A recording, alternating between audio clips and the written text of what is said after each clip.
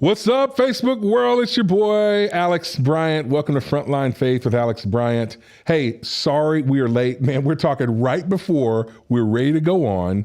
The internet went out here in our studio in Rogersville, but we're back because the producer, Matthew Frizzell, he does what he do. He do what he do. So I'm here with a couple of gentlemen over here. I've been telling you about it, and good friends of mine. I've known Tim Hayes for like 30 years almost, since, we were, he's a little bit older than me, as you can tell and see, he looks older. But from our days at Evangel, and then his law partner, Brad Bishop, I met him a couple of times. I know him. But so they are together. You might see them on the billboards. Like, give them a close up, because I want them to smile and look at the billboards. Look at Bishop and Hayes. Now, when you see them on the billboards, it's 20 years ago, the picture. But the goatee is not as white. Yeah. But welcome to Frontline Faith, Bishop and Hayes. What's going on, fellas? Not much, man. Thanks for having us. Yeah. I'm excited about it. Okay, I'm going to talk over him. Enthusiastic law partner. I am enthusiastic. Let him go. Let him roll. I've got Starbucks here, and they wrote on it, "You're rocking it." So, You're rocking it. You are. I'm rocking it. You ready? Okay, so rock and roll. I've had Tim on my podcast, on my radio show when I did it with KWTO Wake Up Springfield, and I know he can talk, but it's awesome. I thought you were a little bit more reserved, Brad. I can be, but I can come out on my show when I want to. Okay, then. I kind of feel like I want to. You feel like you want to?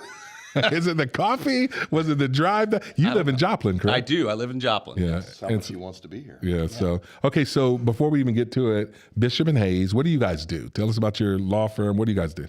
Well, we have been a law firm for 25 years, and we have dedicated our practice entirely to representing individuals who've been injured in auto accidents. Okay. Auto injury law, that's all we do. There you go. Yeah. And you guys you're on Frontline Faith. You're both men of faith. You both are Christian men, have relationships with Jesus. So how'd you guys end up coming together, practicing law? You want to tell that story? Okay. Well, we met, we were both young associates at another law firm in Springfield. Do you not say the name? Just is that like a professional courtesy? Probably a little bit of professional courtesy. Because obviously you guys didn't like working there because you're like, we out of here, we're gonna do our own thing. You know how it is. You're an employee, and being your own boss is a better way to enjoy your life.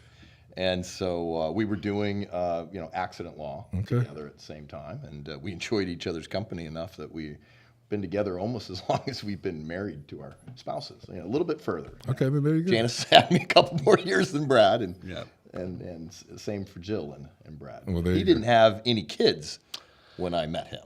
Well, no, Jill was pregnant. Here, she's pregnant. They weren't present where we could I joined that firm in October of '97, and Brady was born in April of '98. Okay. And he ended his time there in April of '98, the same day that Brady was born, and then I ceased working there in June of '98. That's when we joined. I started the firm. Doing this. We're the longest surviving law partnership, I think, in Springfield. Yep. I don't think there's anybody that's been doing it longer. Bishop and Hayes, that's pretty cool. I like to see you guys as billboards. I mean, and let's be real.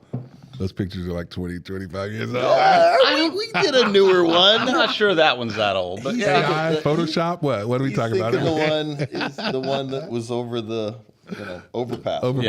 They do. They touch those up a little bit. And I'm teasing with you guys, but the cool thing I like about it is both you guys are obviously lawyers. You guys, what kind of law again? Personal injury? Yeah. Yes. Auto accidents. Auto accidents. But the cool thing is, and I've known you both, Tim, we go to life group at your house and stuff. I see you guys as being, because I expect, if I was a lawyer, first of all, I'm going to be balling. I mean, I'm going to be driving, the biggest, fattest car, a black Cadillac with some black rims. I'm going to live in a big old mansion. I'm going to be balling. You guys seem like down-to-earth people, chilling, and I know you guys give a lot to missions and ministry and all that. What? How come you ain't balling? That's who wants to answer that question? I got 5 kids. There's where the money goes. Okay. So he's got 4. We both have a lot of kids. We're both involved in ministries in the communities we live in, but I think it's really taught at Evangel part-time. I think it's what you're passionate about. Yeah. I mean, you want to put your money and your resources, time, money, your mental and physical, spiritual energy into things you believe in, and That's awesome. And that's what we do. the way we run our practice, we knew way back there at the beginning that we wanted to be hands-on with the client and have a relationship. So there's no associates. You're not passed off to someone else. I was talking to them last night at home.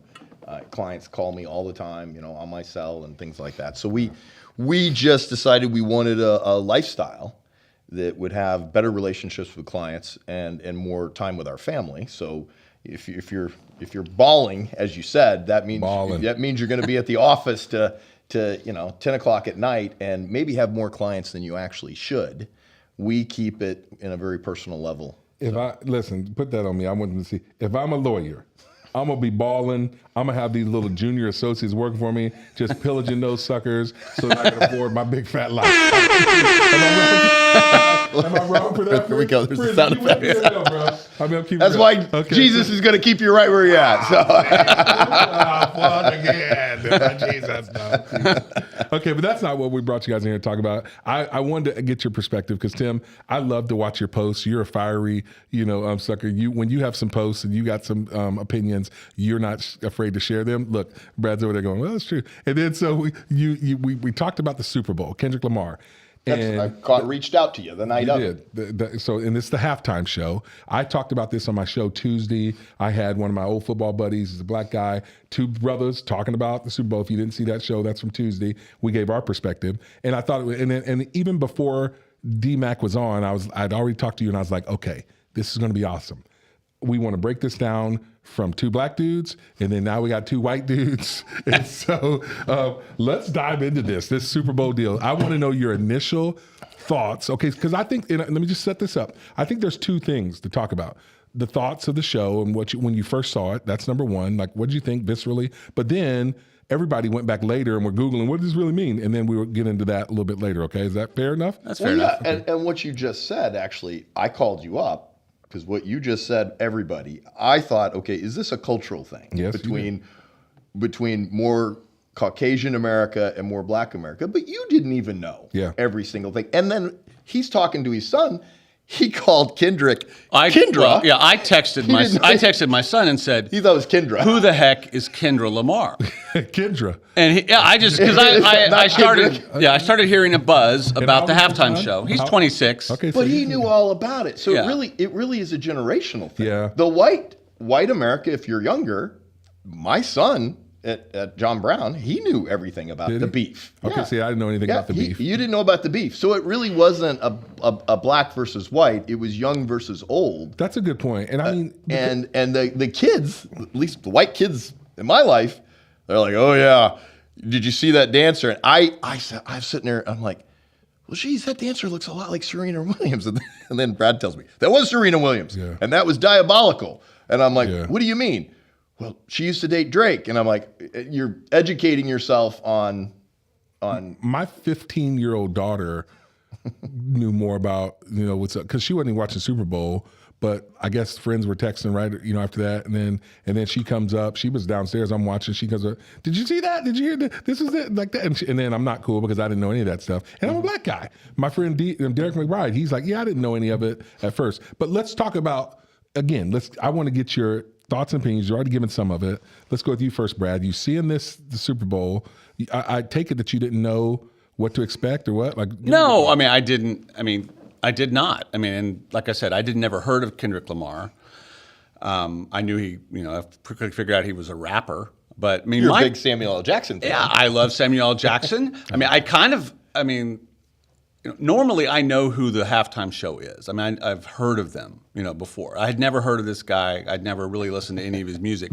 I actually was kind of impressed with the choreography part of it. Yeah. I liked a lot of the American flag. I did too. Symbolism. No hoochies. You didn't have a lot of hoochies go. Yeah, right. No wardrobe malfunction. Yeah, you weren't embarrassed to be watching it. I couldn't understand. Exactly that. I got to say this because that's the thing too. I don't know why all these performers from Taylor Swift to Beyonce, why are they in their little leotards things? And it's like, do we have to, like, what happened to being a classy lady, you know? Right. I don't know, I'm probably going to get blasted for this. Oh, you're just this old man, you know what?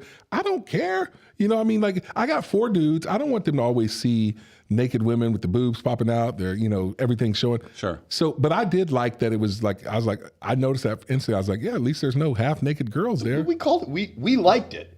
We didn't understand it. Yeah. I couldn't understand. So I called up, Yeah. I'm with two, you know, there are couples you were at Evangel, you know, the Pruitts and the Holzers, and we're looking at each other and somebody says, well, put on closed captioning. So we're watching the lyrics and like, okay. And then we're Googling it. There's something going on here. And then the internet's already blowing up. That people, you know, I didn't see anything on the internet. He's making comments that, and the songs, they took some of the stuff off the songs because you can't say certain words. You kind of have to. Like when I go Right, down the curse words got to come out. And the N words. This brother's dropping them. Well, no, you're right. It's because I went and watched the videos of the song. I watched not like us. I saw that too. That's the only one I saw. And so I said, a lot of that wasn't in the Super Bowl.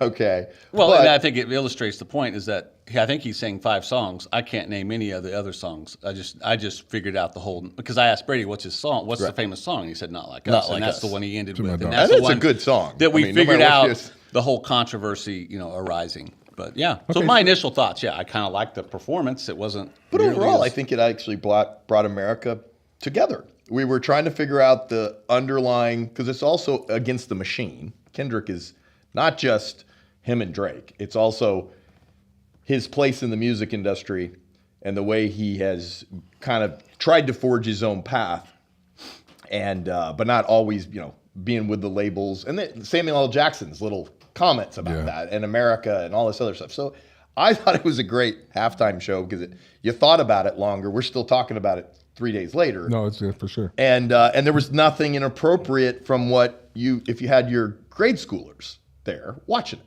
Because you couldn't understand it, though. Well, Right. But there was nothing he said. But even if you could, even if you had the words up on closed captioning, he wasn't using the curse words in that presentation at the Super Bowl.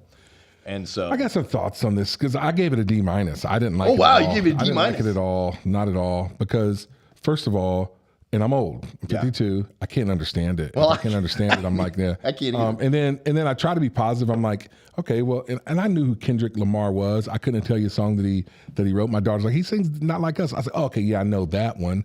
I think I'd heard a little bit about the diss track to Drake, but I didn't know the beef on it because that's an age thing, you know. Right. But so then that's a generational thing. So you got cultural, generational, and then like the whole racist stuff. We'll get into all those things. But I just thought, okay, I can't hear it, I can't understand it, but he seemed to be a nice guy. It seemed to be positive, good energy, America. So I was like, okay, yeah. But then immediately I'm hearing, oh yeah, he was dissing Drake. So then I'm like, is that the stage for the Super Bowl, 100 million people watching it, and you want to use this as a diss track to where you have to be on the inside joke to know about this? I'm like, is that really what we want to do? I'm thinking about Michael Jackson, the best halftime, the guy that started it. Right. Like, you know, if you remember going back and watching that video, Michael Jackson, he pretty much started Super Bowl halftime performances. The dude comes up, and for like a minute, he just stands there like this.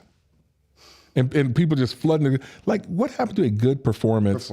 Just, that everybody understood. That everybody Young and understands. old. Okay, I get that. Yeah. It didn't have hidden messages or alternative messages, and That's where I'm at with it. as I've let it all sink in, one of the things that stood out to me was I thought about how the NFL has had all these slogans, you know, on their helmets in the end zone, and I don't know them all by heart, but And some of them are racism and stuff. end racism, stop the hate, Choose love, yeah. choose love, you know. And I thought, There's a lot of hate. that's Between what those I guys. that's Between what I those was two thinking. guys. That's what I was thinking is that the halftime show, as we all broke it down, it really came about a lot of hate and a lot of hatred between two guys. And Beef. yeah, and as I looked at the lyrics, I mean, you know, basically he's saying, you better not end up in this cell block or you're going to be killed. You better not come back to Oakland or you're going to be killed. You know, so I mean, yeah, it's odd that the NFL would choose, and maybe maybe it was a bunch of old white guys who made the choice and didn't understand the ramifications of their choice. Or they're scared to say, because, you know, the NFL has got, what's the guy's name? Not Kanye, but He's married to Beyonce. I forget. Jay-Z. Jay-Z, yeah. He's picking the artists, whatever. They did like a 5-year deal with him. And so, I mean, everybody knows him.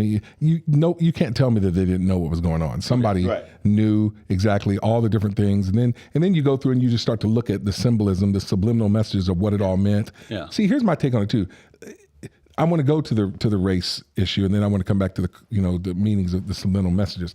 I found it interesting, like we're talking minutes afterwards, where most people that, and my Facebook is very eclectic. I do inner city ministry, so I got black people, white people, city, suburb, from all over the country that are commenting. And most people, and one of my friends, Derek, I said this to him instantly. I was like, how come most black people are like, love it, it was the best thing ever, and then most white people are like, what? They couldn't understand it. I'm like, what? So first of all, that stood out to me. And then I started to talk to some of my black friends, and they're going, "Oh, you don't understand it." Or he goes, "People don't get it. If you know, you know." So I thought it was vague. Yeah. They're like, just if you know, you know. They knew there was something there with that he was trying to say, the rage against the man, Samuel L., stick it to the man. But then it's like it wasn't until the messages started coming out on X or Twitter or whatever, where they're going, oh, well, no, this meant that. Because I had them like texting me, Facebook messaging me afterwards, like, well, because it was first like just generic. If you know, you know. And then it was like, no, well, this was a nod to that. And this was a nod to that. And then I started asking people, well, wait a minute, is it beef with Drake or is it rage against the man? Which is it? Are we assuming things? Because probably a little both. But and I think it has been. But I still haven't heard Kendrick Lamar come out and say, no, this is what this meant. This is what that meant. This is what this meant. And I've been looking for videos, but a lot of people are ascribing meaning to what it meant, and I think that's interesting. Now, the history though of rap. You talked about these two guys that are against each other. As a person that is not well versed in rap and the culture, everybody's heard of Tupac. What happened to him? Tupac and Biggie. The East Coast, West Coast beef. Yeah. I know there's the underlying threats in it, but none of that's happening between Drake and there's nobody on their side that's threatening to kill. And actually shooting a gun out a window as a drive-by. Right. Culturally, a diss beef is a better way to go. And then I think there's some lawsuits. There's a few lawsuits. We're lawyers. That's the hired gun. That's the hired gun in the modern day. So I find it all a good evolution that these very wealthy Americans that have come up into a new genre, okay, that had a violent past. Like I understand some of the Drake hasn't had a violent. No, that he lacks. I've been watching a black part comedian. Of the point. That's part of the thing. They said you had health care as a kid in Canada. Don't tell us that your hard times you came from. But now even the guys with hard times, like Kendrick, are resorting to their words on a diss. And then if it goes further than that, we draw out the lawyers. In court. That's a great evolution. That's a great evolution. Okay. And the culture, there's a conservative podcaster. I can't remember her name, but she loves Shakespeare and she loves Mozart. Okay. And she says that modern hip hop is going to evolve into a classic part of, what I like about it is the evolution of the merging. If we're going to get past racism in America, my very white son going to a very white campus down in Arkansas, because it's evangelical, okay, understands the disagreement of these two guys. And the disagreement goes back. I know they're going low with the accusations. And they're going low. But the disagreement is about who's better and who's more authentic. You're rapping about rough times, but you didn't live on the streets I lived on. And so it's a discussion. It's a discussion that a lot of white people don't quite get, but it's still using our words. Yeah. So I love a diss track. What are you talking about? Did you know what a diss track was until 10 minutes ago? No, I did. Well, okay. Here's the example. Remember, us white people, where do we get bathed in rap? Eminem, okay. Yes, and I grew up in a trailer with a lot of, culturally, you might want to call the white trash moniker. Poor white people were the people I hung out with as a preacher's kid. Okay? So you were more Eminem than Vanilla Ice? And so when Eminem's story resonated, okay, but then the thing I caught on, the first diss track I saw was Eminem on the stage doing the rap battle, okay, with the other guy. And then I couldn't understand quite all that. But then he brought up against the black guy, your parents are still married. That's the part that stung me the most. Oh my gosh. Yeah, you're talking about the movie 8 Mile. Yes, in 8 Mile, Eminem's credibility in the community that he was trying to rap in was that he had a rougher childhood than the guy he was trying to prove. So we're talking about issues of family and what hurts someone's heart. I want to say this though too, because this is how all these things are connected. It's like racially, culturally, generationally, because he took it from a race thing to a cultural thing. Well, hey, you grew up, your parents are married. Right. Like that. That's almost a cultural advantage. Remember, white privilege or whatever. But in this case, he's saying that, you're the black guy. You got the privilege that they say I have. I just think that's interesting. I do too, because it cuts to a core issue which Christianity is supposed to address. It's the question of connection and love that Eminem didn't get, that his, the person he was against, he felt like he did. And that's some of what's going on between Kendrick and Drake. Yeah. And it's good for white America to understand it. That's an interesting take on it. So, and I'm going to go to you on this, Brad. So, you said your kids had to help you, kind of understand it and know it a little bit. Yeah. He's saying it's good for white America to understand it. I guess the lawyer in you saying you'd rather them fight it out in court because the lawyers get paid versus shooting it out, which is better for all of us. Are you kind of the same? Like, hey, this is good for white America to understand? Do you take that? Yeah, I mean, I generally agree with what Tim's saying. I mean, I think that we have to take a look at, less looking at color and, like you say, how we culturally grew up. I mean, because it's such a different, where you grew up is just shapes who you are. Yeah. I mean, like I grew up a lot on the East Coast, and then I moved to Oklahoma. And I remember telling some of my friends in upstate Pennsylvania I was moving to Oklahoma. And they're like, what's there except Indians and rattlesnakes? I mean, that's what they thought. I grew up around, I came to living in Tulsa, and it was basically Southern Baptist. But where I came from, it was Catholic and Jewish, Irish. Okay, there weren't any, very few Catholics, no Jewish.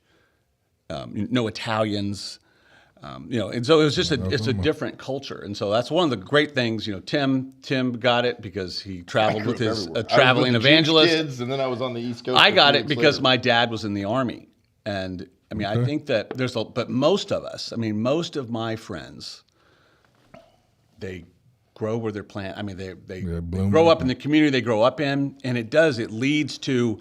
You don't have a wide view of what society and what different cultures and races go through if you haven't lived among them and with them. And so I think it is a great thing for white America, brown America, black, whatever, to take a look and see, hey, what's this really about? Okay. And let me ask you guys this: one of the other cultural things you had, Samuel L. Jackson, which I love him too, is Uncle Sam. Some people took it as a diss to America, a diss to Trump, if you will, because he's there at the Super Bowl.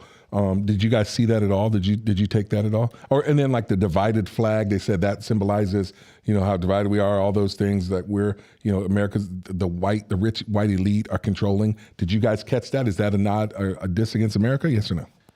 I did catch the divided white flag, and I thought of that.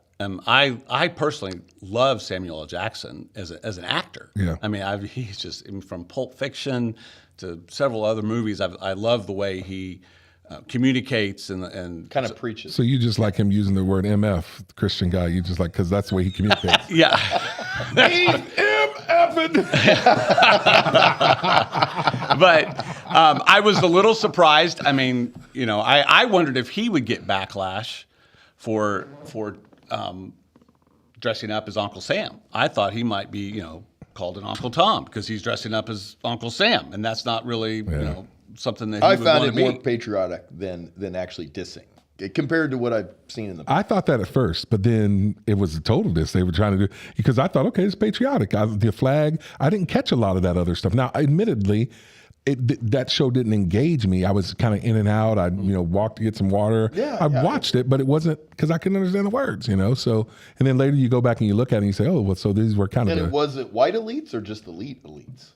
Trump has a lot of rappers behind him, a shocking amount. They won't say they are. Well, 50 Cent, 50 and Kanye, and no, Snoop says he's and Snoop's like no, but then he's trying to toe the line because then you Snoop's can look playing both sides. Because then you can look at somebody like an Ice Cube, some of these other people that have come out. They get Ludacris. They get blasted by the black community when they go to his inauguration, when they play at his ball, or when they say something, and then they come back. Well, no, I'm not for either one. The best thing that black American can say is, I'm an independent. That's what Stephen A. Smith, all those guys always say. Stephen A. has been, oh my gosh, he's almost red pill. Yeah. I still can't believe what he comes out and says every other day. But I'm still an independent. That's yeah. Right.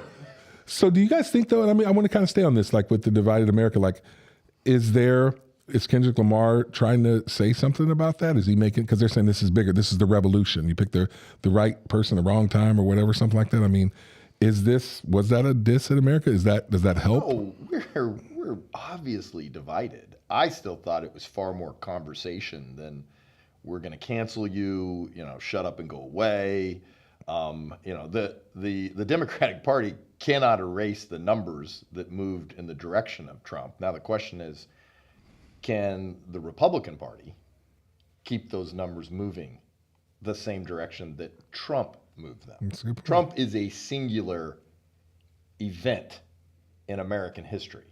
I don't know once he's done that somebody will be able to match the kind of, he's rejected by much of the Republican Party.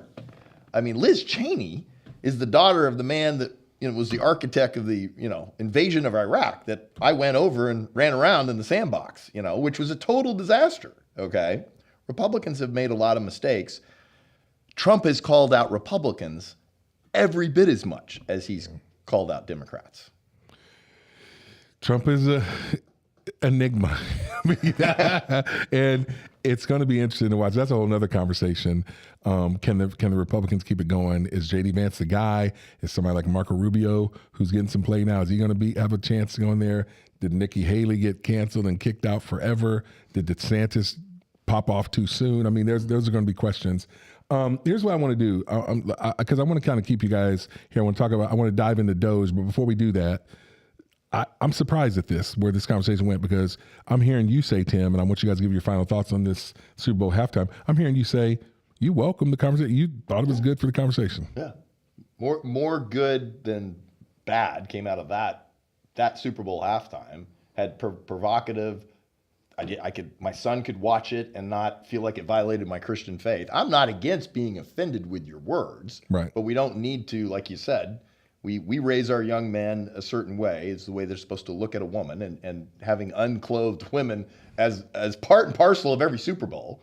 I thought it was great. It was great. I'm learning more about Kendrick. I'm going to be paying attention to Kendrick and Drake now. Okay. So, Brad? Yeah. I mean, I pretty much echo what Tim said. I was a little surprised. Like I said, I'm surprised the NFL would put on a show that kind of seem to promote some of the things that they're trying to end. Yeah, that's a good point. I mean, I really, and so that part kind of made me wonder, but it is interesting as I thought about the whole Super Bowl. The Super Bowl is such an experience, but isn't it odd that even a year ago, 2 years ago, that Taylor Swift, Drake, kind of on top of the world, on top of the charts, on top of everything. At the Super Bowl, Taylor Swift soundly booed. Yeah. Booed to the point where it was embarrassing for her. She's like, what's going on? I'm being booed. Drake, who, let's call it for what it is. When you get on top, like Drake's. He had a 5 or 10 year run. Yeah, Drake was on top for a long time. Well, we've seen that. When you're on top, people are going to aim at you. And guess what? Even black, white, doesn't matter your race. When people get on top, you start to hate them for being on top. Yeah. So envy, part of American culture. Yeah, that's American culture. So I thought it was an interesting just picture of where we are as America. We're now booing the artist that was on top for the last few years. That's good. We're celebrating a diss track against the artist who, look at, if you want to go, I know about Drake because I watch a little bit in NBA. For the last 5 or 10 years, every time out, everything, God's Plan, all the songs, they're all on there. Now, now it's it's flipped. Now, I'm sure. I mean, sure LeBron's not, rapping Drake songs like he was 2 or 3 years ago on YouTube. I mean, everything. T-Mobile, you better call me on my cell phone, whatever it is. Yeah. I'm going to leave this. This is kind of my final take on this, and this is something new. This is why I still am going to give it a D-, and is because I look at, you guys know my ministry is all about unity. I'm all about trying to bring people together.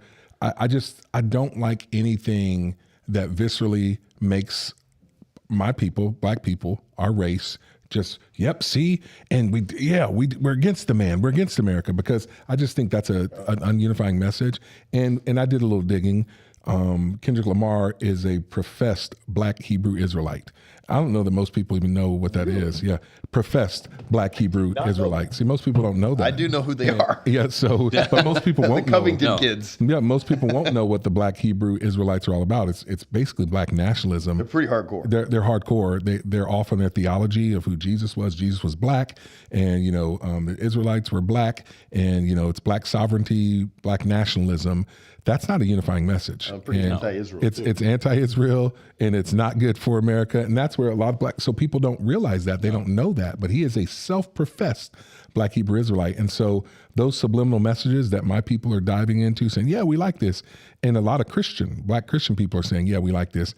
That's not a message of unity. That's not a message of Christ. And so if it's not rooted in that, for me, and I'm going to say this, for me, I'm all about, my Alex Bryant Ministries is all about reconciling people to God first, ourselves, and then each other.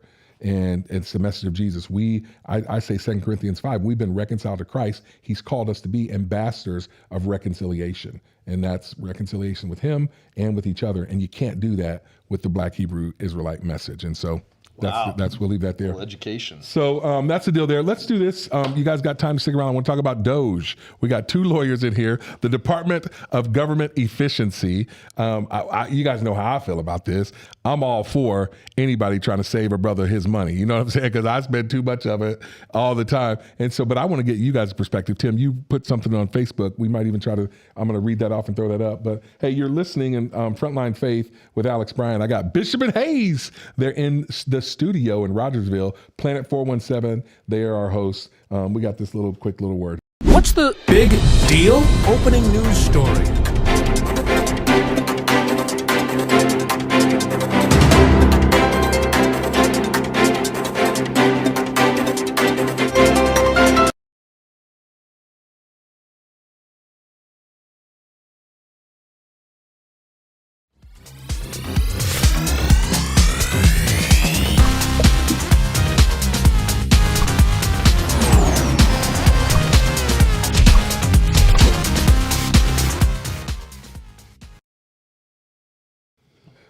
All right, welcome back to Frontline Faith with Alex Bryant. I got Bishop and Hayes here. They are Bishop and Hayes, personal injury lawyers.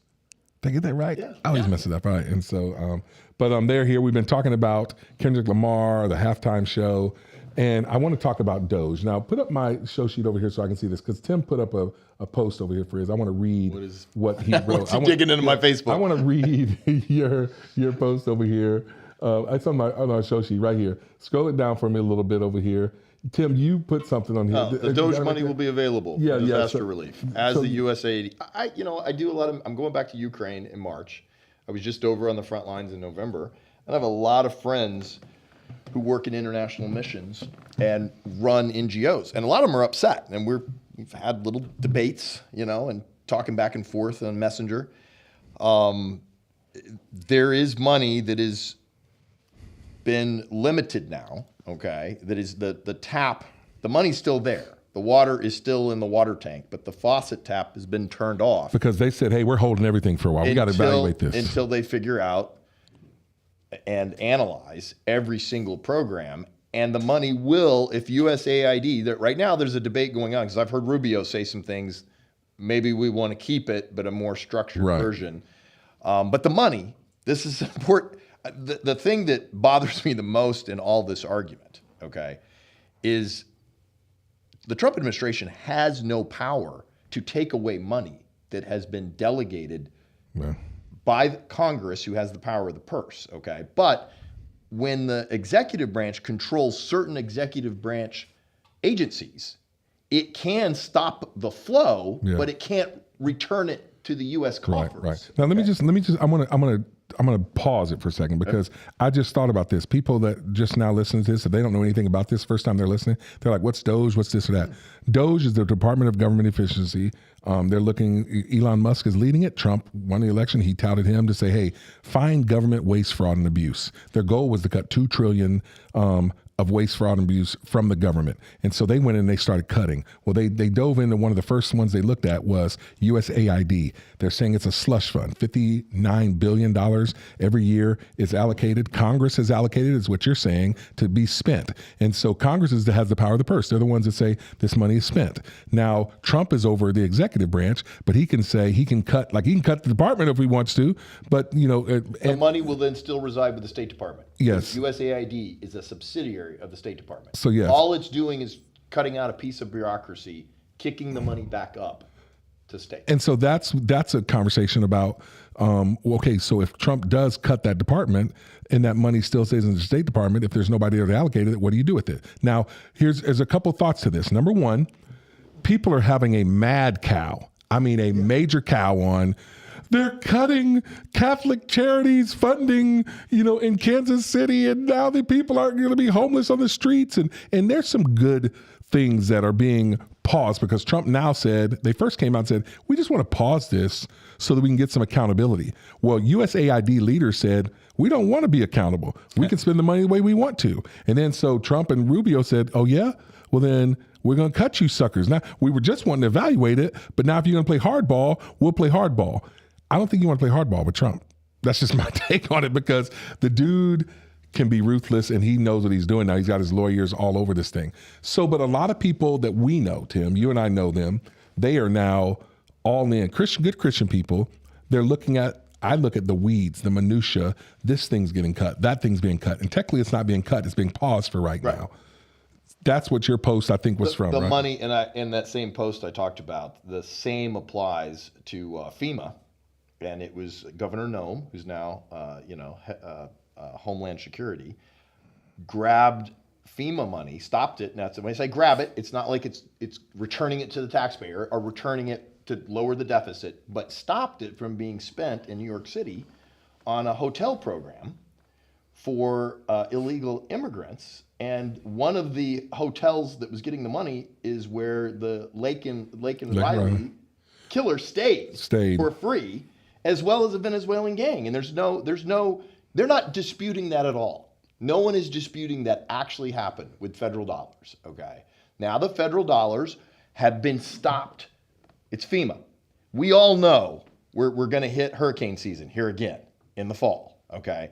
That FEMA money that was going into what we feel as Americans, most Americans, that's why Trump won, is not going to go into that New York City program, but it will go to the people of like North Carolina that didn't get the help they needed. It will mean more FEMA dollars are going to what we want FEMA dollars to go to, disaster relief. And I just don't, it comes down to the Democratic, you've got Ronald Reagan here on your wall. The most terrifying words in the English language are, I'm from the government, I'm here to help Ronald Reagan.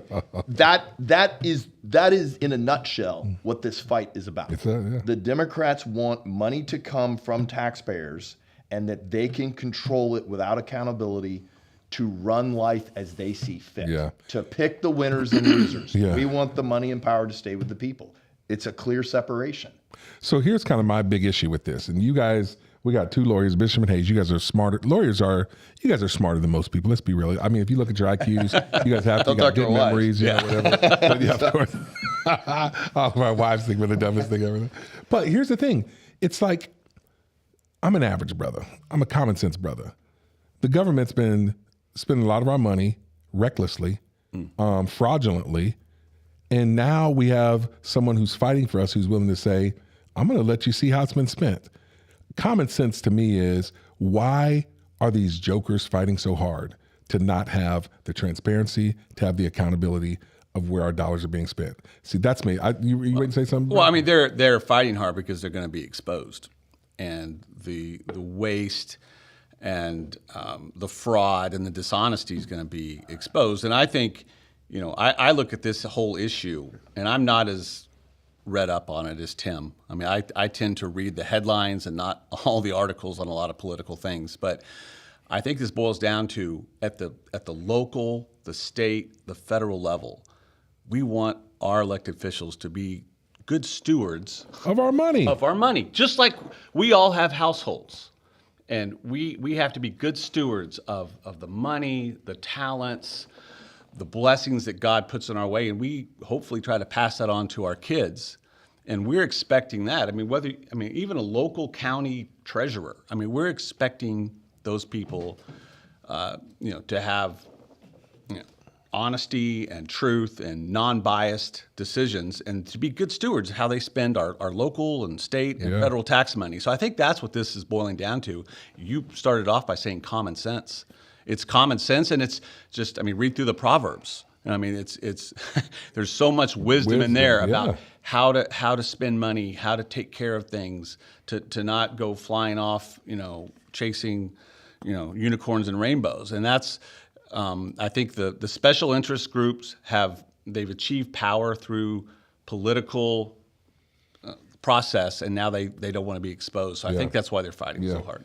So Tim, your post was just, I think when I read your post, it was like, listen, I'm hearing you say, calm down.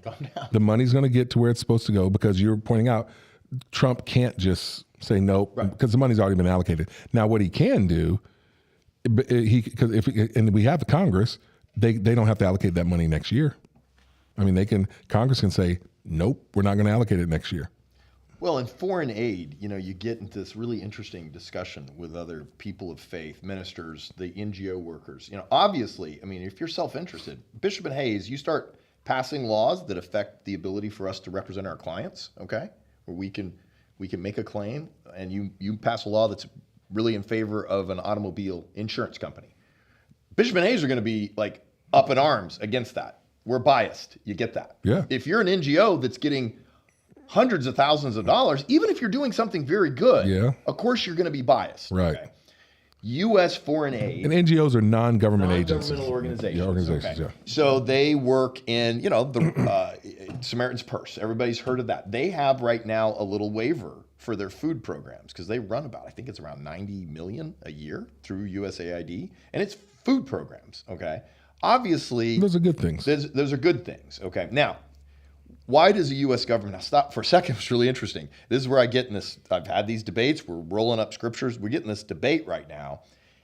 What is the job of a government? Is the job of a government to be the caretaker of the poor of other nations? Is that is that what the Bible says? See, that's the thing, and not the government. The government. If I want to, as an individual, I can help. There's the Jewish scriptures about the traveler who comes into your land, but you got to take it into your land. Yes, and you got to take it into the whole context. Okay, what did they require of the? If you want to basically get down. Well, and also under Jewish law, you've got Ruth as a story. You had to take the customs and agree to abide by, Jewish law. And so there's a whole bunch of things that, the melting pot. You had to become an Israelite, okay? And so if we want to grab the scripture verses and talk about what our obligation is and what our obligation is not, okay, we can have that conversation, okay? But the fundamental obligation of the nation of Israel in the Old Testament, if we're going to use that as a source of analogy, was to care for the Israelites. That's present through the whole, Old Testament law. Okay, and that's the purpose. It wasn't to send Jewish wealth around the world to protect other people. Now, Christians, myself included, I'm going back to Ukraine and bringing, my daughter who's a nurse practitioner, my son-in-law's a doctor, and we're going to go work with Ukrainian soldiers who have suffered the worst kind of combat since World War I. I would argue worse than World War II. The trench warfare is like nothing that people have experienced. And 100,000 men have died in the last 4 years on the Ukrainian side. And so that causes a lot of heartache. I'm doing that because I believe God's called me to do that. But it's a completely different thing for me to yell at you as a taxpayer, telling you, take your tax money and do something with it. Here's my take on this whole thing. And I tell people this all the time. What's my role as a citizen, as a Christian? What's the role of the government? As a Christian, who is a citizen of the United States, I'm going to take care of anyone. I love everyone. I've helped people that I knew been here illegally to have the things they need. Now, as a part of the discipleship process, and I can remember several people over the course of discipling them, I'm like, hey, listen, you need to get in compliance with the laws.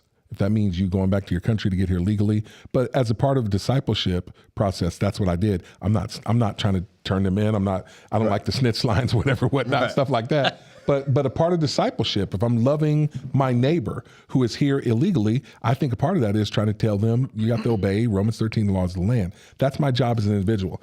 The government's not an individual. The government is not a Christian organization. Now, we say that, we are inspired by Christians in it, but I expect the government to take care of our borders, keep us safe, America first. That's what I think that the government should do. Let me ask you both this. Smart lawyers, Bishop and Hayes, putting you on the spot here. Do you know how many countries the United States gives foreign aid money to? Give me a guess. How many countries? 150. Wait, I was going to say 120. 179.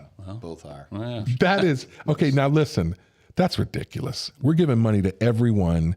And then when you look at some of this stuff, this is where I'm saying like this, and Tim, you brought it up. Like, I'm not mad at a Christian who goes over, you're going to work with, the Free Burma Rangers and stuff like that. You take your own money. And if there's government money that's out there available, you go and try to get that. I'm sure that you will. But now if the government money's not out there available, don't get mad at me for not wanting my money to go there. When you look at some of this stuff that they're giving money to, it's absolutely ridiculous. It doesn't even meet up with our values.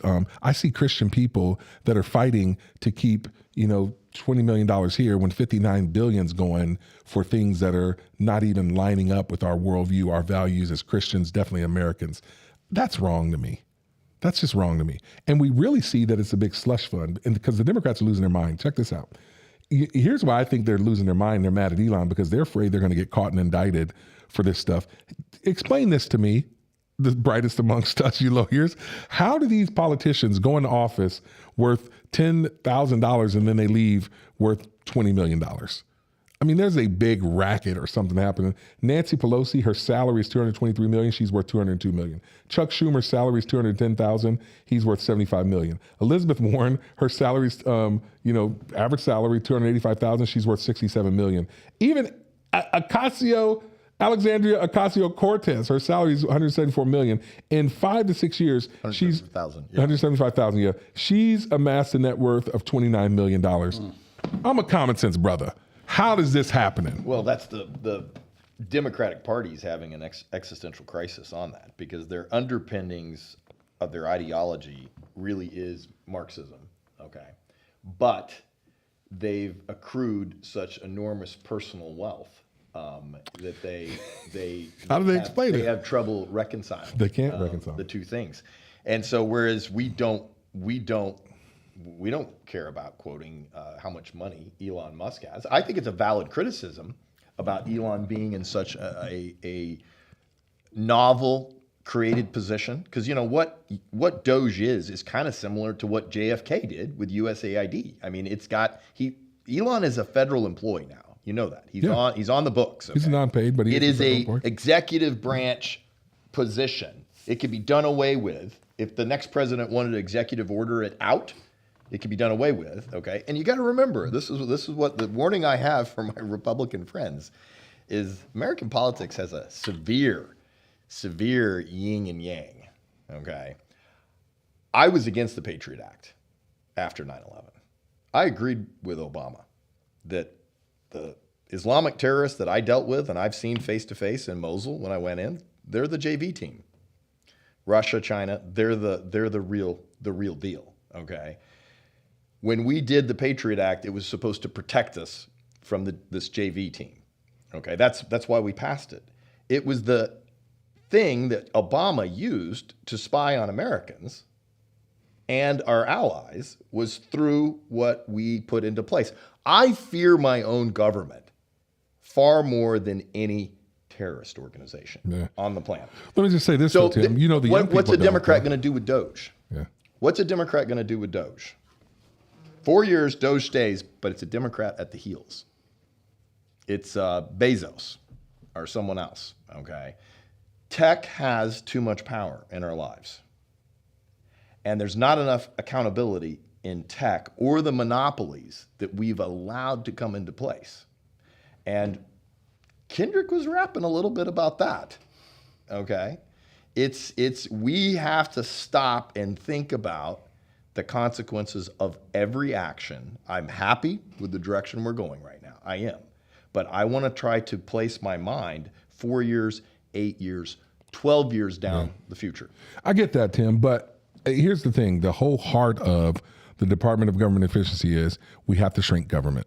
And the Republicans have been saying that for decades now. And not doing it. Decades and not doing it. And so now that we got a guy that has the nuts to do it, the Republicans are not all on. They say they're going. Just remember. But then the Democrats, we know they're not in it, and now we know why. Because these jokers have been selling us out. They've been getting rich off of government, and we can see now how they've been siphoning this money. The Clintons, Chelsea Clinton, they're talking about $10 million to pay for her wedding and her estates and houses from this USAID thing. But yet somebody, my Christian friend's going to whine and cry because, you know, Samaritan's Purse's money's been just held up. Let's evaluate. Right. I'll evaluate. I'll freeze you put me in charge of this stuff? It's frozen. It's frozen, and I don't care. I don't care. And I'm gonna tell you what's funny too. Like you look at, and here's another thing that bothers me, Tim. And we've had these conversations all the time. I can't stand it when the Democrats use my black people as the guides of why they're doing it. We're just all concerned about you, black people. No, you're trying to use us, and you hope to stir up us with this racism, and for us to just, the Republicans are racist, so we don't trust them. I trust anybody. If you put the dude, David Dukes from the Grand Wizard over the KKK overdosed to cut the government, I'll give that brother a chance. You know what I'm saying? Like, because I'm just ready for our money to be placed back in our hands. I'm tired of this big government. I'm tired of the slush funds. I'm tired of all of our money just being spent recklessly. That's ridiculous. Well, when the dust settles, first of all, news media is going to continue to highlight. I'll give you an example. It was a very sad story, but this affected Europe. You may remember about 6 years ago when the Syrian refugee boy trying to escape through the Mediterranean drowned when a boat went down. Okay. I don't remember it. Well, the picture, his body was on I the do shore. remember the young kid. Yeah. I remember that. News media used that as a curmudgeon to hammer any European country that was saying we want to control our borders. Right. Okay. And the news media they're waiting. Okay. They're waiting for an incident at ICE trying to grab a criminal, and you got a bunch of guys with guns, you got some criminals with guns, you got civilians in between, and they're waiting to take something and turn it into an issue. And you better start making a list. If you want to sit, you can make a list of the stories that could be coming in the next 24 months. And so we're going to have to start going back to core principles of what we believe and not act insensitive to these things. But you understand the news media uses them to manipulate us towards what they feel is the ultimate policy in game, which is you pay your taxes and let smarter people, the technocrats, run the thing, decide how it is to spend it. Just be quiet, yeah. Bishop, I saw you wanting to get in here. You got something? Yeah, it's hard to get in. I'm so sorry. No, my wife told me, don't overtalk Brad. No, Tim is so well versed in especially a lot of political issues. I don't mind him talking. But my thought was it's not just the federal government. I mean, if you've looked into what's happening just on the state level in California, in Oregon, in Washington, even up in New Hampshire. I mean, it's something that's happened just all over the country from the top down to the bottom. And I think it's a good opportunity just to examine our own selves, our own hearts. I do too. Where can we become more efficient in the operation of Bishop and Hayes, the operation of our households, and I think it's a good reason to become, more involved in local politics. I mean, how are the bids for the new asphalt on, Campbell awarded? I mean, who's watching that? Who's watching the overseeing in Springfield of the project on Commercial Street for the footbridge that 19 people a year use. Like Yeah. they're spending $8 million on that just to do the footbridge to go over into that neighborhood over there in North Springfield that 19 people use. That's a waste of money. Yeah. I've said it before. That's a waste of money. Y'all should be into that in Springfield. So I'm very happy, and I do think Tim's right to point out we do have to take a hard look at the ramifications of some of those decisions, and like the Patriot Act, some of the things that we allow to happen. But I think it's just a great opportunity for us as a country to become better stewards of our own money and the nation's money. This is what I think. That I love what you said on that, and I would expect two lawyers to say, "Let's think about the ramifications and call me if you need to, help me pay $500 an hour to write up some paperwork." Yeah. I don't care about the ramifications. Yeah. Save my money, Elon. Save my money. That's all that I want to say. All right. Hey, let's give it. Thanks, Bishop and Hayes, Tim Hayes and Brad Bishop with Bishop and Hayes. Thanks for coming in and joining us on Frontline Faith. Yeah, okay, tell the people one more time where they can find you guys and show them big old pretty mugs that are on the billboards. bishopandhayes.com. There you go.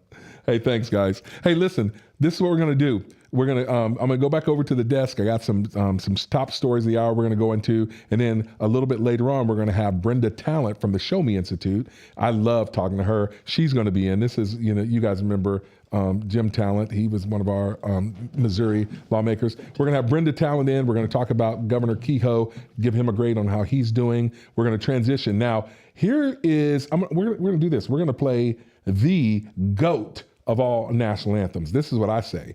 At the Super Bowl, all you need to do is put the GOAT national anthem on every single time and let that play. Whitney Houston, what's up?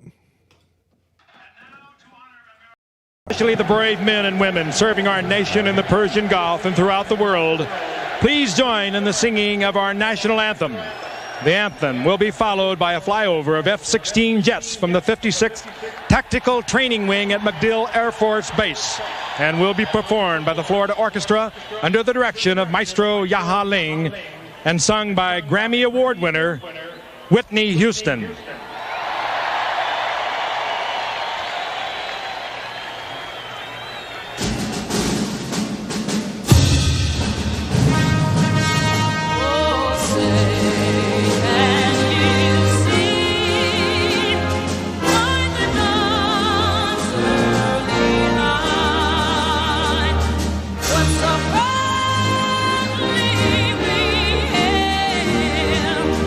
At the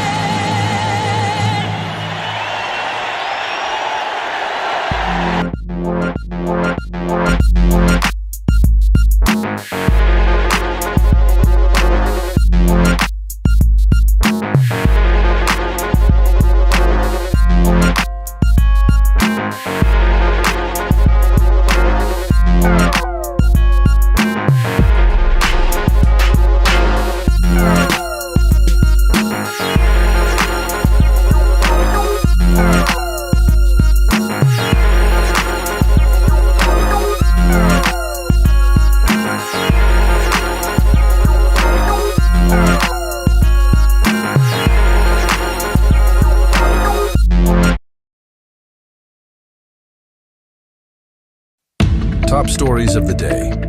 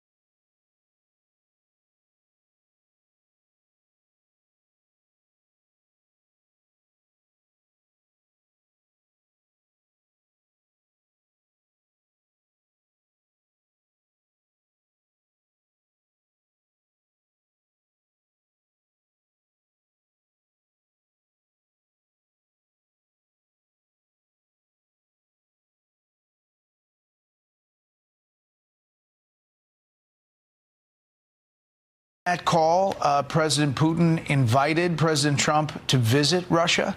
He would be the first president to go there since 2013 when Barack Obama went there for a G20 summit. If that happened, and then Donald Trump apparently invited Putin to come to the U.S. It sounds like things are going down a road. And you saw in that Truth Social post that President Trump said he would be speaking to President Zelensky about all of this conversation and what comes next. So we heard from the Defense Secretary Pete Hegseth not too long ago on his trip to Europe that it was unlikely that Ukraine could return to its pre-2014 borders, which to me was an indication that if there was a negotiated settlement, Russia gets to keep Crimea. I guess the question is, how much of Donbass might it keep? That is the question. And, you know, when Zelensky was talking about trading properties earlier this week and possibly doing some kind of part of the disputed zones, he was talking about Kursk, which is actually in Russia, that was recaptured by the Ukrainians. He wasn't talking about Crimea or Donetsk. And I think that you're going to have this real back and forth about what the Ukrainians are willing to do when they get to that negotiating table, and that they don't feel on the back end of a Putin schmoozing President Trump to get more of that territory. We have Brett Baer talking about this situation with Zelensky and the war over there. And Trump is saying this. He's going to start negotiations with Zelensky to end this war. He reminds us that if he was the president, never would have happened. We would have never been in this war in the first place. It wouldn't have happened. And then Trump did what he did, the art of the deal, negotiation. He negotiated the release of Mark Fogel. He's the American school teacher who was arrested in August of 2021 by the Russian authorities. He was entering Russia with 0.6 ounces of medical marijuana. And they said it was a setup. They knew he was coming. They got him at the airport on the plane. But, yeah, they put him in prison since then. He was, in June of 2022, he was sentenced to 14 years in prison. For all you people that don't think that America's great, the ones that say they want to leave, yeah, think about that. You know, literally put that in your pipe and smoke it. Because if you do, you're going to be in jail for like 14 years. That's just crazy to me. 14 years in prison for bringing in it was called medical marijuana, this Mark Fogel. And he was actually sentenced to 14 years. He served a couple, but he's been released. And so, yeah, Trump is talking about this. Vladimir Putin, that's one of the top stories of the day. Here's another top story of the day. We've been discussing how Trump has issued his executive order to protect women's sports. The common sense executive order: men should not be competing with girls in sports. I have a daughter who's 15. She's got a basketball game tonight, actually, in Lebanon. I'll be going down to watch that game. They shouldn't be playing against boys. Girls and boys are different. We all know that. It's biological. It's common sense. And you've seen over the last couple of years when we've had this nonsense going where these trans dudes are allowed to play in women's sports, over 900 medals and trophies have been taken from girls. We're talking at the Olympics all the way down to the collegiate. Riley Gaines is one of the swimmers that had to race in swimming against another dude that literally was changing in the locker rooms, had a penis, tucking it in a swimsuit, and he's going to compete against these girls. Doesn't make sense. And so she was at the forefront of this fight to protect women and girls' sports. And we see how that is happening. So Trump signed his executive order. Well, some states, blue states, and Maine is one of them. Maine's governing body, oh, we over here. Is that where I'm at? Hey, look at that. What's up? We got a new camera hanger. Frizz is handling over here. Maine, they have come and said, in spite of that, they're still going to allow women to compete in sports in spite of despite what Trump said. Now, one legal expert said this move flouts it's basically a slap in the face of what Trump has said, this case, and so it's the lawsuit going there. So that's not going to fly there. Trump said, hey, listen, I'm going to fight all these things in court. We'll go to court on them, and we'll just keep on doing that. So we got to. This is just a common sense thing to me. We have to protect women and girls' sports. It's just the bottom line of it. So here's another top story of the day. I think that's where we're at with this top stories of the day. The confirmations, they continue. Tulsi Gabbard, she's been confirmed as the Director of National Intelligence. Frizz, play this clip. Mr. President, first and foremost, I just want to say thank you from the bottom of my heart for the trust that you have placed in me to fulfill this critical position as Director of National Intelligence at any time, but specifically during this time. Unfortunately, the American people have very little trust in the intelligence community, largely because they've seen the weaponization and politicization of an entity that is supposed to be purely focused on ensuring our national security. So I look forward to being able to help fulfill that mandate that the American people delivered to you very clearly in this election, to refocus our intelligence community by empowering the great patriots who have chosen to serve our country in this way and focus on ensuring the safety, security, and freedom of the American people. As you've said, Mr. President, this is what I've dedicated my life to, and it is truly humbling to be in this position, to serve in your administration, help to rebuild that trust, and ultimately to keep the American people safe. Last thing I'll mention, that in your National Prayer Breakfast speech, you made a statement about your legacy of wanting to be remembered as a peacemaker.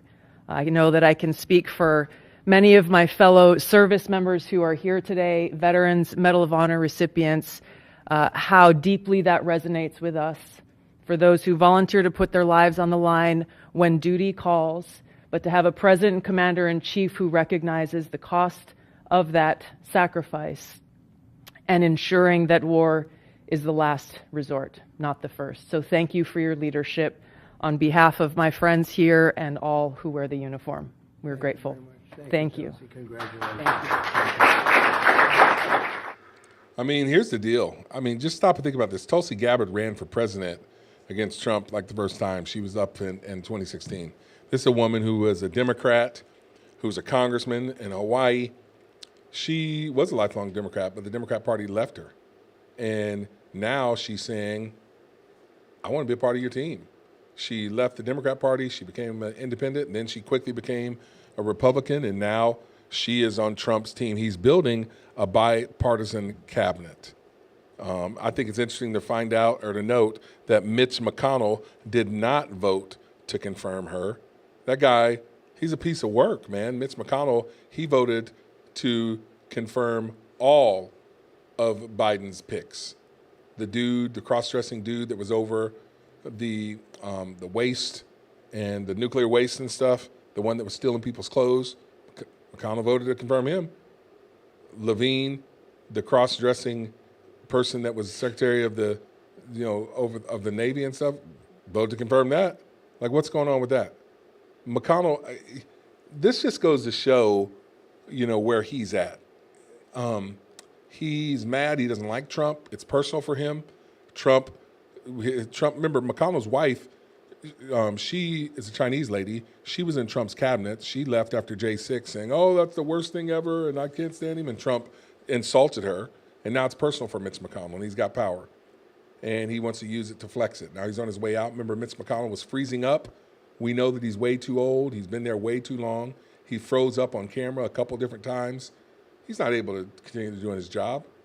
And his constituents, they are not with him on this. They want the constituents of Kentucky, where Mitch McConnell's from, they want these picks confirmed. Check this out. Listen to this clip from one of his constituents. I'm from Kentucky, and I've got to say, Mitch McConnell's no vote on Tulsi Gabbard's nomination is a disgrace. This isn't about what's best for the country. It's about clinging to the same old political games. Tulsi has served this nation with honor, and Kentuckians respect that. Mitch? He's more interested in protecting the swamp than representing the people who put him in office. This vote doesn't reflect Kentucky values at all. It reflects his own self-interest, and we see right through it.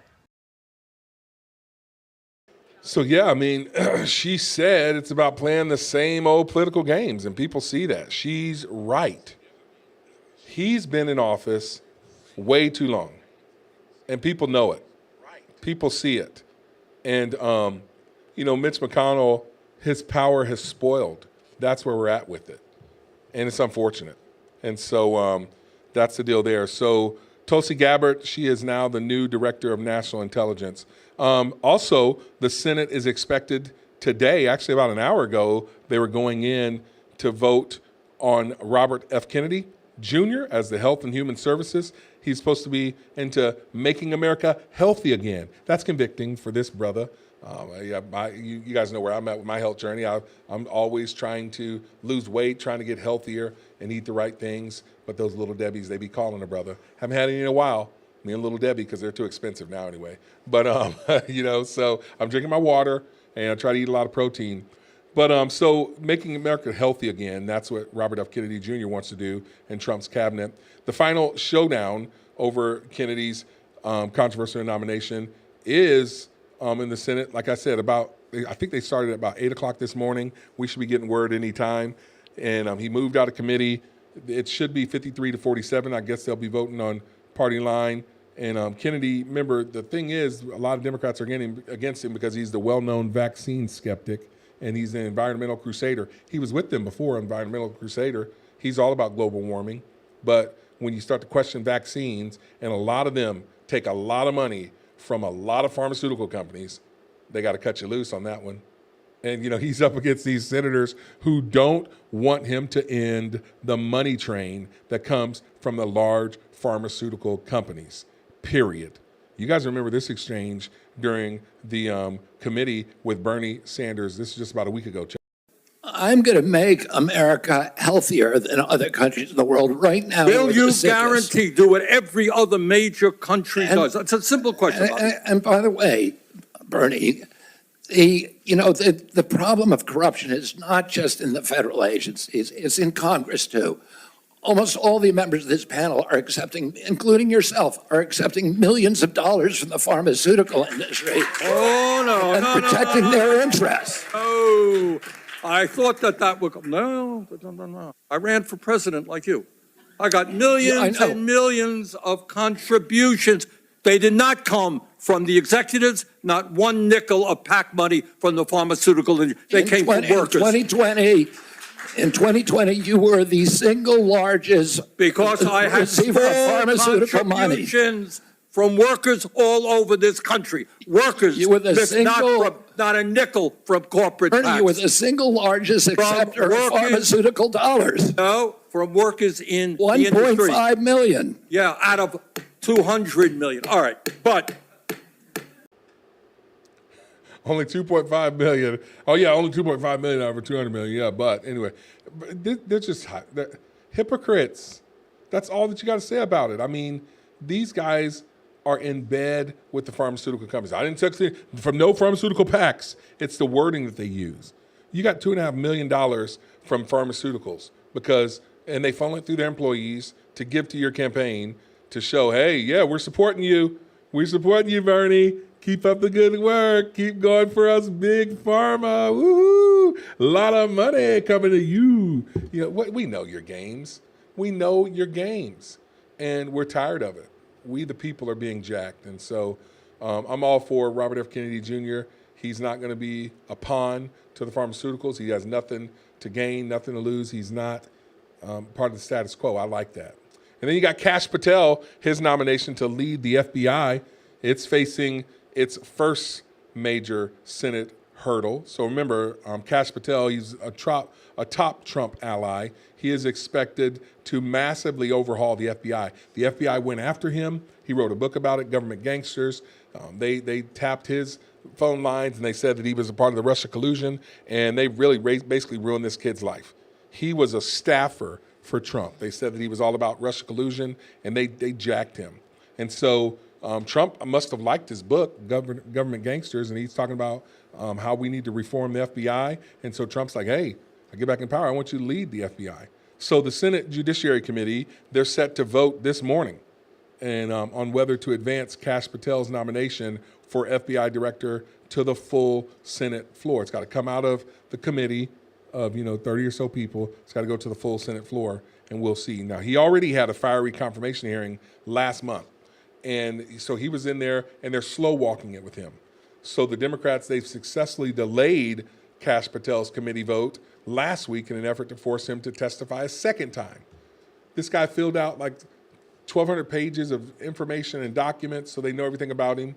They had him in testifying All of the senators got to ask questions in the committee, and now they're saying, well, we want you to testify again. They're slow walking it. That's what they're trying to do. They're playing the stall games to frustrate Trump, to try to keep Kash Patel out of office. Delay, defy, destruct, try to destroy. Those are all D's right there, in case you didn't know. Even obstruct, that's what they're trying to do. They're trying to obstruct what Trump wants to do. And why are they doing it? Why? Why don't they want the guy to be in office? Glenn Beck has something to say about that. Check this. The only thing I care about is the scandal of the pedophiles, and in the next 10 days, you're going to see the Epstein file released. In the next 10 days? Next 10 days. Oh, Yep. please. You think in the next 10 days the whole Drake. thing's going to be released? Yeah. And what kind of information you have to be able to be that certain about it? I plead the fifth. In the next 10 days? The next 10 days.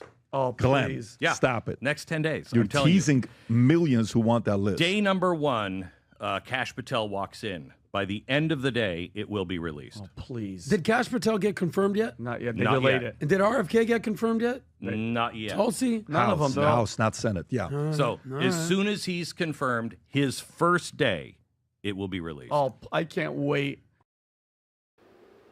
I mean, they're saying, that's what Glenn Beck is saying.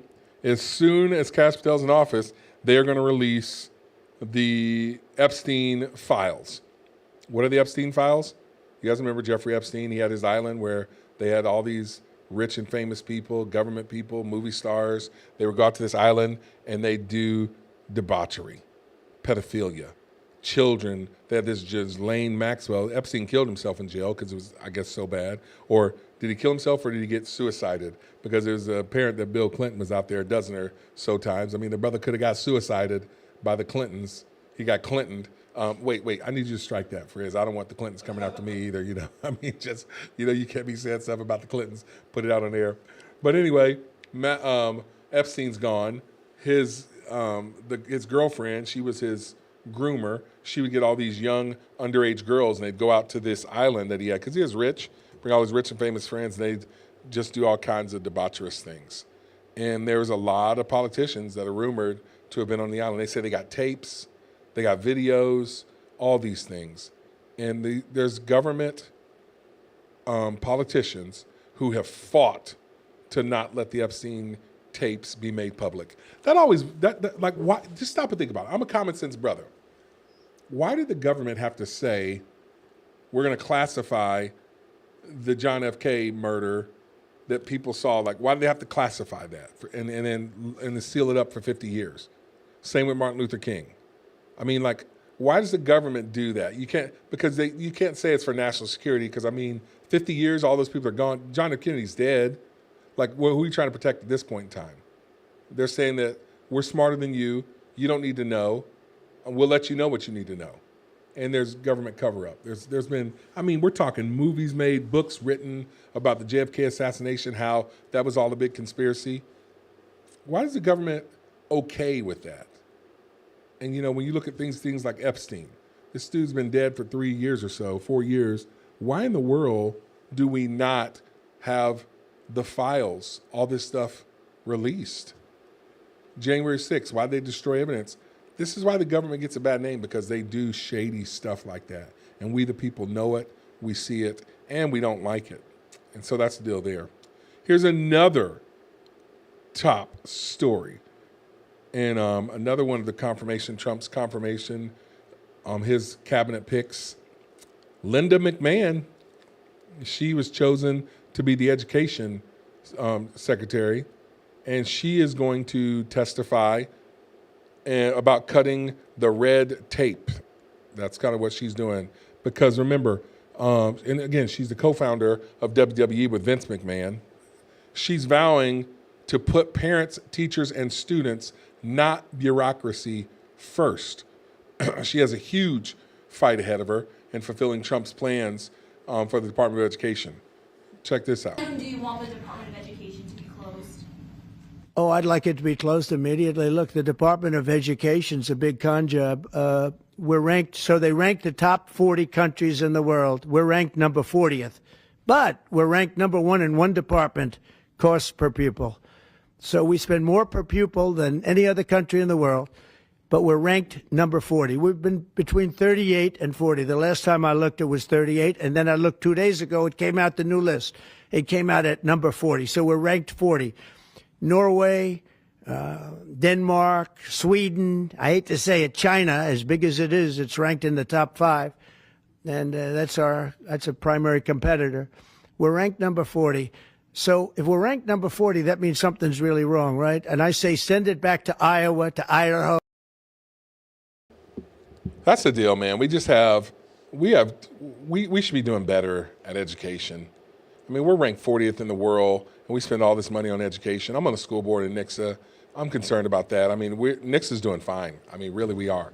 We got several blue ribbon schools in the state. I think at one point in time, we were ranked 12th in the state as far as education. We're doing well. My kids are in public school. I got 3 of them there in public school. We're doing fine in Nixa, but not a lot of other places are. Other school districts, other areas, they're failing. When I pastored in St. Louis at the Dream Center there, the schools had been unaccredited for 3 years. I think they ended up going 5 or 6 years where they're unaccredited, which means kids' test scores don't necessarily count. They can't get the proper scholarships that our kids can get. Public education is failing, specifically in the schools with the big cities. And something needs to be done about it. And so Trump wants to do away with the Department of Education that just takes more and more money. The cost per pupil to educate them is going up, and yet the test scores are going down. That doesn't make sense. It doesn't make sense. And so Trump's saying we want to do away with the Department of Education, send it back to the states. That's his plan. I think it's a good plan. But obviously, the national teachers unions are fighting against it because they want to control the money. That's what they want to control, the money. So we'll see where that goes. Trump's fighting it, and Linda McMahon, she's going to be his pick to do herself out of a job. Hey, top story 4, let me give you this. A judge, this is a win for Trump, restored the Trump administration's buyout for the federal offer to the federal workers. Now remember, Trump says we want to downsize the government. Bill Clinton did this. He got rid of 377,000 employees back in 1993. Nobody had a problem with that. Trump's offered a fair buyout to these government employees who don't want to return to office. Trump says, look, you got to return back to office. Only 6% of government employees are working from the office, and Trump and Elon Musk said that's not enough.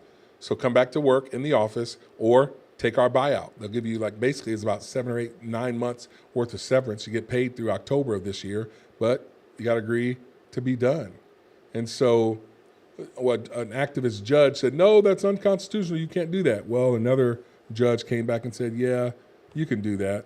He's over the executive branch. And so that federal judge restored President Trump's deferred resignation program for federal workers. And so, again, the deferred resignation program, also known as the administration's fork in the road offer. It said, if you want to stay home, work from home, get another job. But you got to come back to the office. And if you want to stay at home, do that. We'll pay you through October, but you got to come back to the office now or you take our buyout. I don't think anything's wrong with that. That's a very generous offer. That's more than 6 months severance. And I mean, I've worked some jobs. I ain't getting no 6 months severance. That's a good one right there. So yeah, the judge, they restored it. U.S. District Judge George O'Toole of Massachusetts made the ruling in favor of the White House Wednesday evening. In this decision, he wrote that the plaintiffs in the case are not directly impacted by the directive and denied their case on that basis. So that's good common sense stuff. I love it. Hey, listen, we're going to tell you we got Brenda Talent from the Show Me Institute. She's going to be joining us here in about 5 short minutes. 5 minutes, Brenda Talent from the Show Me Institute. A lot of you guys enjoyed our conversations on the radio. We are going to be talking about Kehoe's, Governor Kehoe, his first few weeks in the office of the governor, as well as the push to eliminate the state income tax. A lot of people are campaigning on that. So that's going to be here in about 5 minutes. But here's what we're going to do. We got the What People Are Talking About segment. That's going to be next right here on Frontline Faith with Alex Bryant.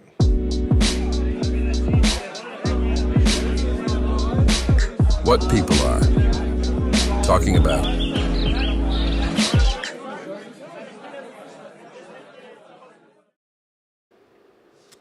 So a new law was signed by the Springfield. This is a local story for you guys. Springfield City Council. It's making it illegal for anyone to dump or trespass in storm drains.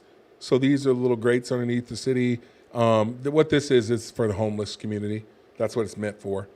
This you can't dump stuff there illegally, and you can't trespass down there, because a lot of times homeless people are staying in those drainage ditches and areas and stuff. Some of them are big, where they can have their own little house under there, and when it's not a wet, rainy season, you got no water flowing through, and so that's what they're doing. And so the Springfield City Council is trying to address this homeless crisis. I don't know if you guys noticed this, but there's a lot of homeless people in Springfield, in this area. I remember when I moved here a few years ago, I moved away in like 2002, 3, 4, and the homeless population stayed around Commercial Street. They weren't even in the downtown area a lot. Now, all are in the downtown area. They have like the Veterans Center over there. They got a couple homeless, support groups and shelters and stuff over there. They're all over there, but you see homeless people all the way down by the Missouri State, all the way down in South Campbell. I see them on the corner of South Campbell and Republic Road panhandling. There's a little drainage ditch over there that they stay in right out in front of Academy, that sports complex over there. The homeless problem is it's huge. Definitely if you go west of the city over on Kansas Expressway, big homeless population over there. And then over into the West Bypass, there's some wood settlements over there. If you go down Chestnut Expressway, east on Chestnut Expressway, when you go out to Wildwood, there's some woods behind that McDonald's over there that homeless people hang out in. I do ministry. I kind of engage with some of the homeless people over in the north side of town, obviously, over by, what's that road? Kearney and the Highland Factory, just south of there, huge homeless population over there. There's a big Romanian church that does great ministry to the homeless population. They feed a lot of them, 200, 300 of them on Sunday nights, give them a good meal. But homeless population is big here in Springfield. A lot of it's because homeless people, they know that you guys are good Christian people and that you're going to give them stuff. Bottom line. That's always the thing. What should you do as a Christian person? Like, do we give to people to help them? Yeah. But then are we incentivizing that behavior? Yeah. I'm not telling you not to give, but I'm telling you, we got to think about that. There's a lot of able-bodied men and women who could be and should be working. Are we incentivizing their bad and destructive behavior? Drugs, laziness, just lack of accountability. Are we incentivizing that? That's something to always think about and ask. I mean, I think that sometimes people got to get to rock bottom in order for them to realize this stinks, this sucks, and for them to want to become a productive member of our society, because that's what we need. That's part of our community social agreement, that everybody pulls their own weight. Everybody pays taxes to pay for schools, firemen, hospitals. But when homeless people aren't doing that, now I get it. Sometimes you're down and out. But if you just want to get high all the time, you want to just smoke weed and party and drink, and you want me to take care of you? Nah, bro. I ain't rolling like that. I ain't about that life. You want to just be lazy and not get a job? You just want to kind of be off the grid, do your own thing? Nah, bro. I ain't about that life.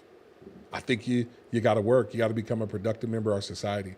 And so a law like this, when the city council passed it, yeah, it seems a little bit harsh, seems a little bit rough, but it's needed. I mean, it's something that's needed. So that's the deal there. Again, we got Brenda Talent. She's going to be joining us here in a couple minutes. We're waiting for her to call in. Producer, she's not yet. All right, we might want to reach out to her, peeps, just to let them know. And then another thing that people are talking about, I hear people talking about inflation, how it's still on the rise, the cost of inflation. We just had the reports come out where the eggs and gas and the interest rates are still up. Trump was saying, like, on day one, how he's, day one, the gas is going to go down. I really, be honest with you, I thought it was. I saw when Trump got elected back in November, how immediately after gas dropped like 20 cents overnight, and I thought it was just going to keep on going down. I'm shocked that it still is high. I think that's part of that's because the war in Ukraine is still going on. We're waiting to see where that's going to go, where the energy is going to go with that stuff. But his policies are definitely in line with what the American people want as far as energy independence. Energy independence is huge when it comes to the inflation being low. But interest rates are still high. Some people say that's part of the Fed that's manipulating him. Trump now, he wants to see the Fed cut the interest rate. That's what he'd like to see. That's in order to spark the economy. And this will help cut the consumer debt. Consumer debt's huge when it comes to inflation because if people don't have money to spend, if they're always broke, then they are not going to be outspending as much. So consumer debts, that if they cut the interest rates, that'll help with that. And it'll help spark the economy. But also, it'll help stimulate the housing market. And we need the housing market stimulated. I know here in Springfield area, there's construction going on, but there's a lot of planned construction projects. Some of them are on hold. We need to definitely stimulate the housing market. So that's big right there. We're going to get Brenda Talent on the line, but let's do a word from our sponsors, Planet 417, and then we'll be right back with Brenda Talent from the Show Me Institute.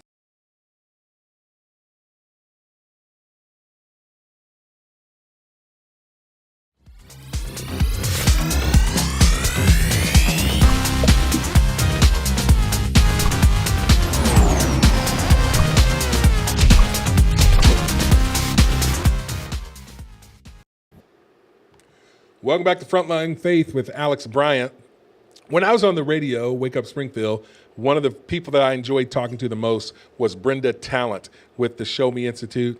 This woman has a wealth of knowledge on all things about Missouri, conservative issues like schools, school choice, cutting government as far as costs and stuff. And so Brenda Talent, we're going to bring her on with the Show Me Institute. Welcome to Frontline Faith with Alex Bryant, Ms. Brenda. How are you this morning?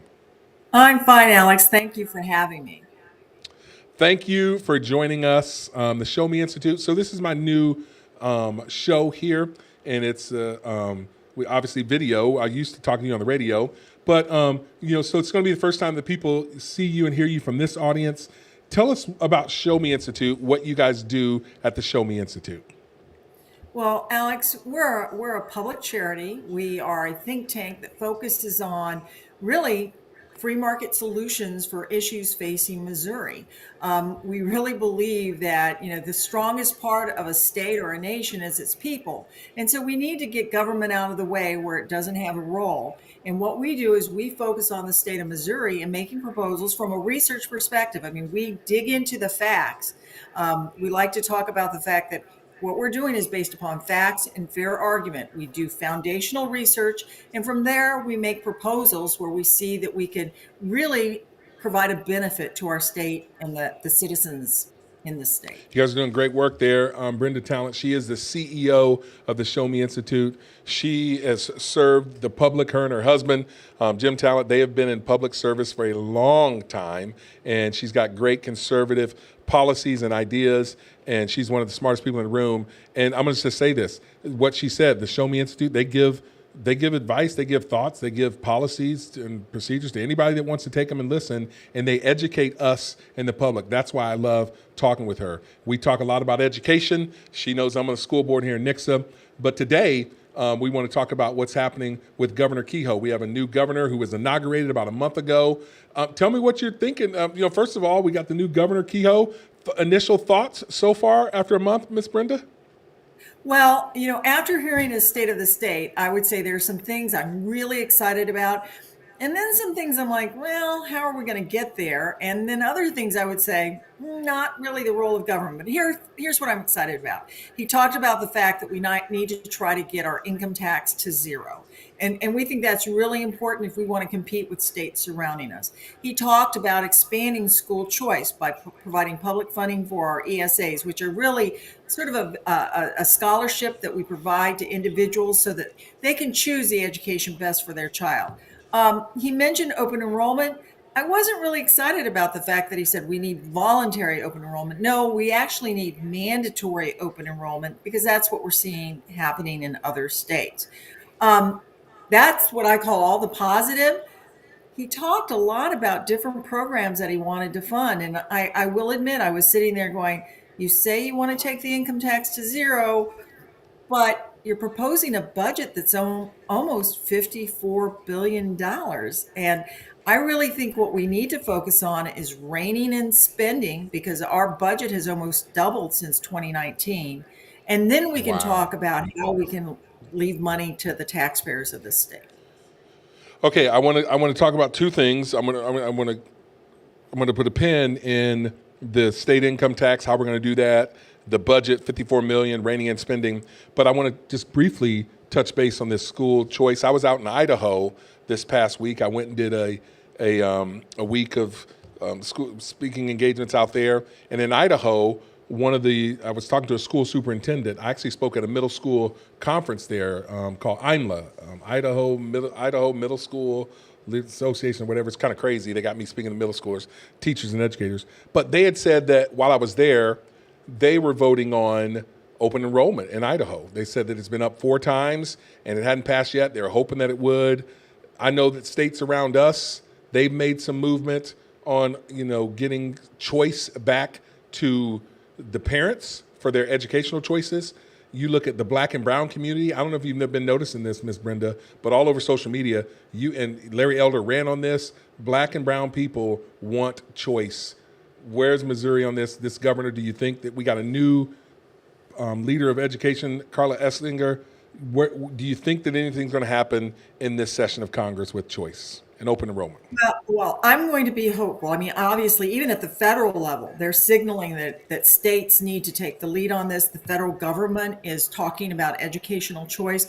We have Tennessee that just passed a very broad, very robust educational choice bill. So Tennessee, Arkansas, Iowa, they're all doing it. And we need to get on the bandwagon with that. I mean, we're being left in the dust.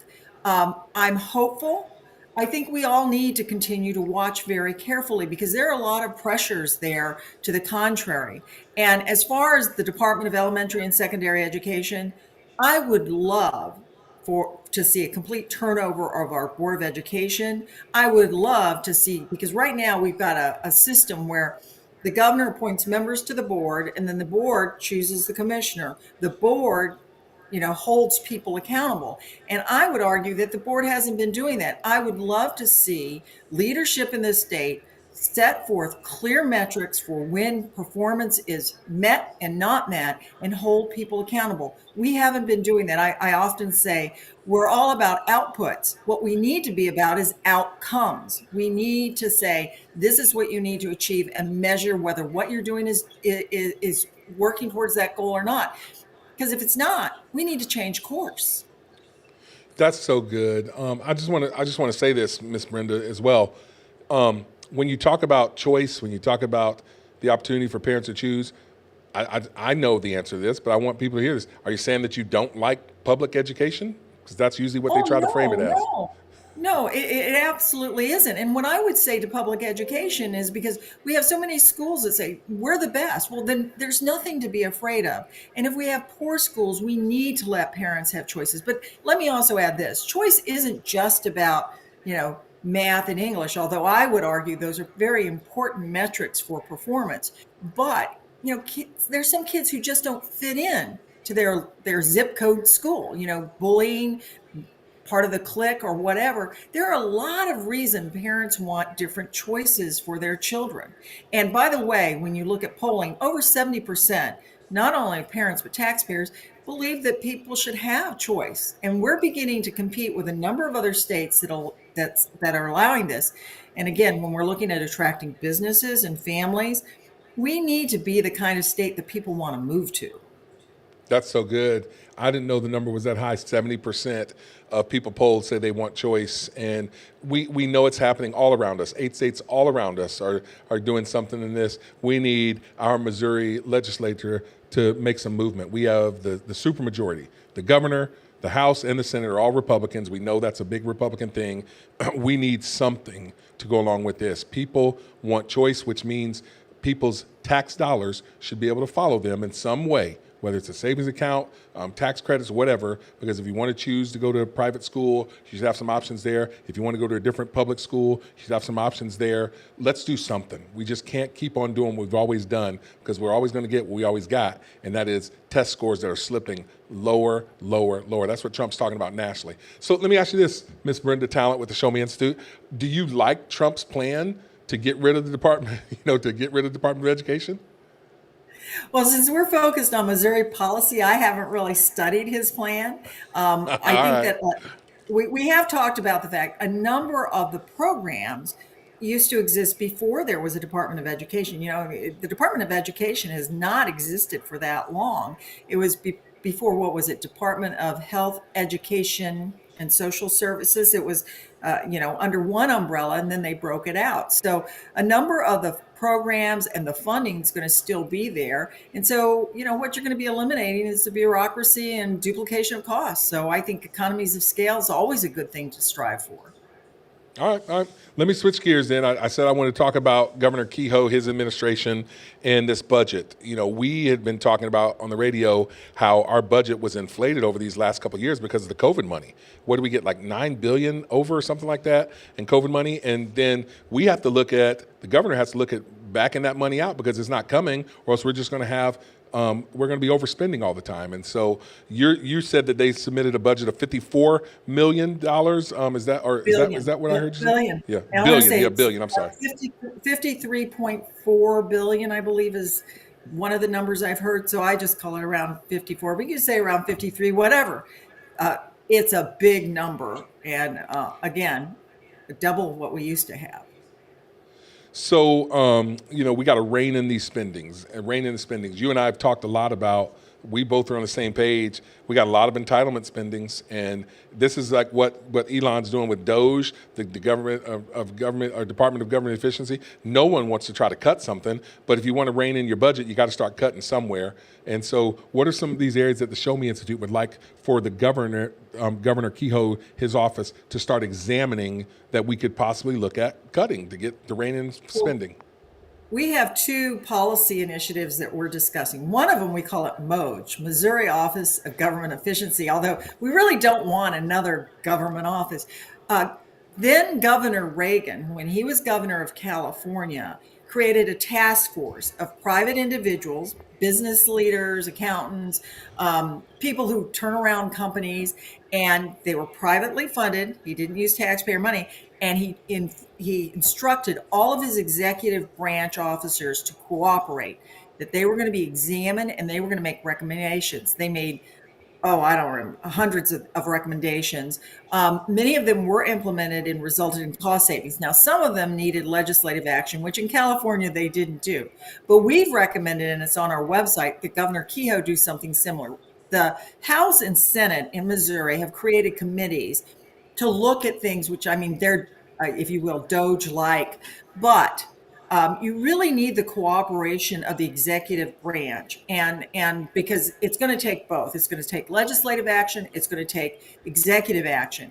And, whether Governor Kehoe goes in and says, give me a plan of how you're going to cut your department by 10 or 15%, or creates a task force where people are cooperative and really looking at, again, establishing performance metrics, examining what the organization is doing, we may not be able to get that sort of full, robust examination of where we can create efficiencies.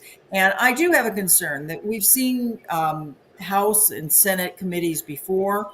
The notorious one is on tax credits, where the committee constantly said, let's get rid of these tax credits, and then there was no action. So I would like to see the governor wade into this and take a leadership role in figuring out how we can have a more efficient government, because we did put a lot of programs in place that require ongoing funding. And then I'll take a breath and just say the other thing we're proposing is the Taxpayer Bill of Rights. And that's meant to not only control spending, but also to return money to taxpayers.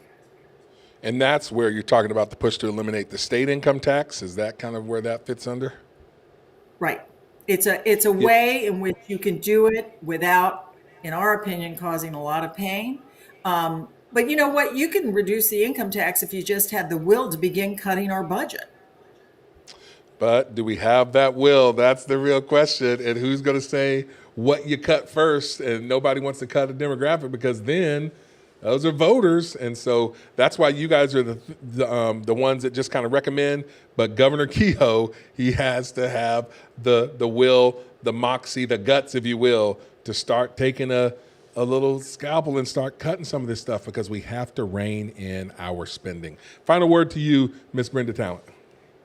Well, all I was going to say, and one of the things I think we can begin with is asking ourselves, are we spending things that are the proper role of government? You know, there are a lot of things we want, but it's not the role of government to provide those things. That's so good. We've talked about that before even when you think of things like pre-K, universal or whatever.